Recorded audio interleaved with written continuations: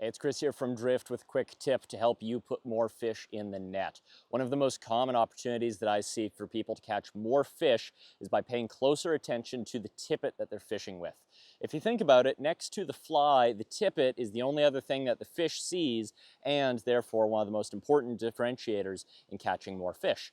When we think about tippet, oftentimes people are concerned with either how it casts, which is valid, or how easily a fish can see it, which again is fair. One of the other huge advantages to choosing the right tippet is it will allow your fly to behave naturally. So a small dry fly or a nymph will drift more naturally, and a streamer will swim more fluidly by using a thinner, better tippet. One thing that we hear when people are buying tippet a lot is they talk in the breaking strength of the tippet.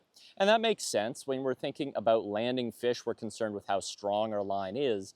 But breaking strength is not consistent between different brands and between different materials, which is important to understand. And so for us, we are much more concerned with diameter.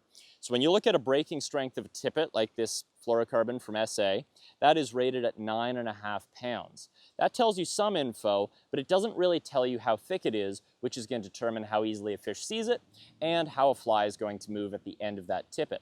If you look at something like this Drennan tippet, its rating is 5 pounds. It seems a lot lighter, but when you actually look closer at the label, what you'll see is the diameter on this spool of 5-pound Drennan is 0.22 millimeters, whereas on this 9.5 pound SA, it is 0.23 millimeters. And so these are essentially the same diameter of tippet, but labeled very, very differently. And so if you're used to just reading one of those numbers, you could be buying something very differently than you intend to.